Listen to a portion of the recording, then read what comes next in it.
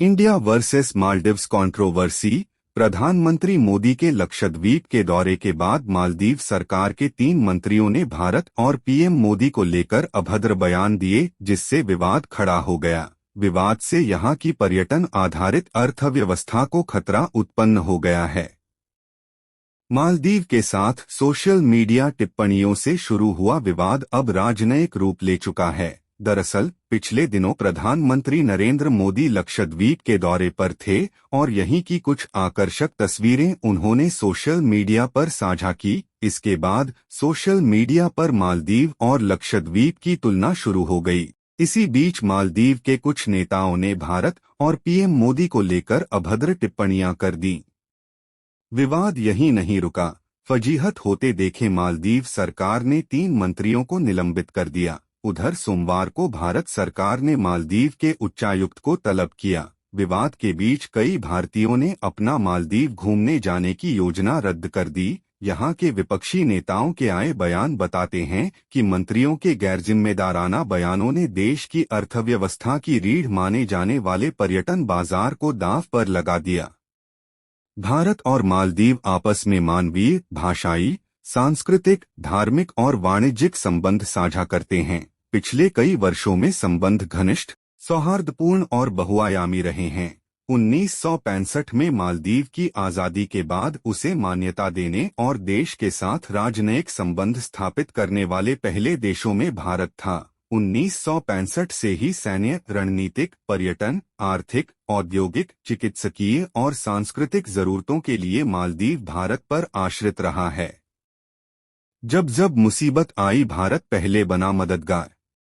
1976 में सामुद्रिक संधि के तहत भारत मालदीव ने अपने सामुद्रिक सीमा क्षेत्र तय किए। दोनों ही सार्क के संस्थापक सदस्य भी हैं। 1981 में दोनों ने मुक्त व्यापार समझौता किया। दोनों देशों के रिश्तों में सबसे अहम योगदान सैन्य सहयोग का रहा है। इसमें नवंबर 1988 के ऑपरेशन कैक्टस की अक्सर चर्चा होती है, जब श्रीलंका के पीपल्स लिबरेशन संगठन और मालदीव के विद्रोहियों ने 80 सशस्त्र लोगों के साथ देश का तख्ता पलट करना चाहा। वे राजधानी माले पर कब्जा करने में सफल रहे। तत्कालीन राष्ट्रपति अब्दुल गयूम ने पाकिस्तान, सिंगापुर और श्रीलंका से मदद मांगी, लेकिन सभी ने मदद देने से इनकार कर दिया। अमेरिका मदद देने को राजी था, लेकिन इसमें 2 से 3 दिन लग सकते थे। अंततः उन्हें मित्र भारत ही नजर आया, जिससे मांगी गई मदद का तुरंत जवाब मिला। भारत ने 16 घंटे के भीतर 500 सैनिकों के साथ ऑपरेशन कैक्टस शुरू कर दिया। इस ऑपरेशन में कुछ घंटे लगे। माले को वापस कब्जे में लिया गया। इस ऑपरेशन में भारत के कई सैनिकों ने बलिदान भी दिया। ऐसे भी बढ़ाए मदद के हाथ। 2004 की सुनामी और 2014 के जल संकट में भारत ने ही मालदीव को सबसे पहले मदद पहुंचाई। 2018 में ही भारत ने मालदीव को $140 करोड़ का आर्थिक सहयोग प्रदान किया। 2018 से 2022 में मालदीव से 87,000 लोग भारत में इलाज कराने आए, जो 5.15 लाख आबादी वाले देश का एक बड़ा हिस्सा है। 2020 में भारत ने मालदीव को चेचक के 30,000 टीके मुहैया करवाए। इसके बाद कोरोना काल में वैक्सीन से लेकर आवश्यक स्वास्थ्य सुविधाएं भी दी। 2023 में खेलों को बढ़ावा देने के लिए भारत ने मालदीव को $4 करोड़ मुहैया करवाए। पर्यटन के क्षेत्र में मालदीव कहां खड़ा है? मालदीव की अर्थव्यवस्था अपने पर्यटन क्षेत्र पर बहुत अधिक निर्भर है। पर्यटन यहां की विदेशी मुद्रा आय और सरकारी राजस्व का प्रमुख साधन है। पर्यटन सीधे तौर पर मालदीव की जीडीपी का लगभग चौथाई हिस्सा है और परोक्ष रूप से जीडीपी का बहुत बड़ा हिस्सा है। इसके साथ ही पर्यटन यहां प्रत्यक्ष रोजगार का भी बड़ा जरिया है। मालदीव के लोगों के लिए रोजगार के अवसरों में पर्यटन का योगदान 1/3 से अधिक है। यदि पर्यटन से जुड़े क्षेत्रों को भी शामिल कर लिया जाए तो यहां के कुल रोजगार, प्रत्यक्ष और अप्रत्यक्ष, में पर्यटन क्षेत्र का योगदान लगभग 70% तक बढ़ जाएगा। तो भारत पर कैसे निर्भर है मालदीव का पर्यटन?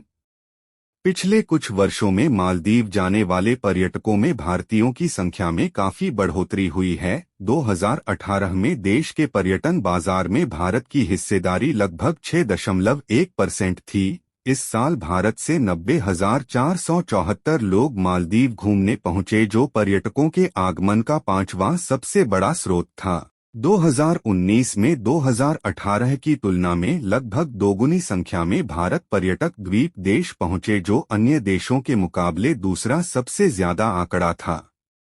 जब दुनिया महामारी के प्रकोप से गुजर रही थी, ऐसे वक्त में 2020 में मालदीव के पर्यटन बाजार के लिए सबसे बड़ा स्रोत भारत बना। इस साल लगभग 63,000 भारतीयों ने मालदीव का दौरा किया था। 2021 और 2022 में भारत से 2.91 लाख और 2.41 लाख से अधिक पर्यटक मालदीव पहुंचे। इस तरह से दोनों वर्षों में मालदीव के पर्यटन बाजार में भारतीयों की भागीदारी क्रमशः 23% और 14.4% रही, जिससे भारत शीर्ष बाजार भी बना रहा। 13 दिसंबर 2023 तक भारत 11.1% बाजार हिस्सेदारी के साथ मालदीव के लिए दूसरा प्रमुख स्रोत बाजार रहा।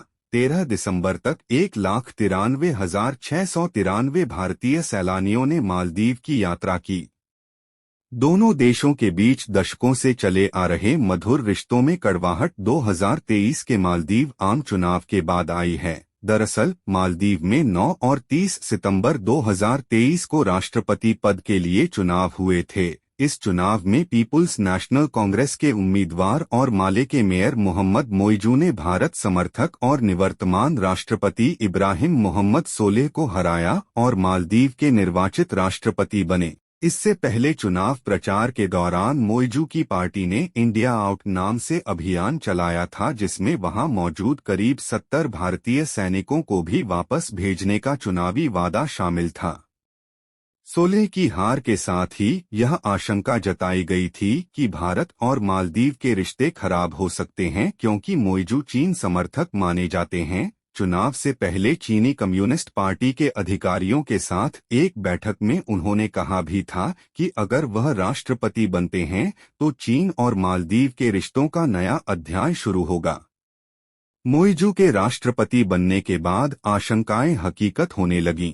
इसका पहला उदाहरण तब देखने को मिला जब नवंबर 2023 में मालदीव के राष्ट्रपति की शपथ लेने के बाद मोइजू के कार्यालय ने आधिकारिक तौर पर घोषणा की कि सरकार ने भारत से देश से अपनी सैन्य मौजूदगी वापस लेने के लिए कहा है। यहीं से दोनों देशों के मधुर रिश्ते में कड़वाहट घुल गई। अभी क्या हुआ? 2 और 3 जनवरी को प्रधानमंत्री नरेंद्र मोदी केंद्र शासित प्रदेश लक्षद्वीप के दौरे पर गए थे। इस दौरे की कुछ तस्वीरें उन्होंने सोशल मीडिया पर भी साझा की, जिनसे समुद्री बीचों के आकर्षक नज़ारे भी देखने को मिले। इसी बीच मालदीव सरकार के 3 मंत्रियों ने भारत और पीएम मोदी को लेकर अपमानजनक बयान दिया, जिससे विवाद उत्पन्न हो गया। खुद देश में विपक्षियों की तीखी आलोचना के बीच मालदीव सरकार ने तीनों मंत्रियों को निलंबित कर दिया। अब सोमवार को भारत सरकार ने आधिकारिक रूप से विरोध जताने के लिए मालदीव के उच्चायुक्त को तलब किया। Thanks for watching video. Please press the subscribe button for more informative videos.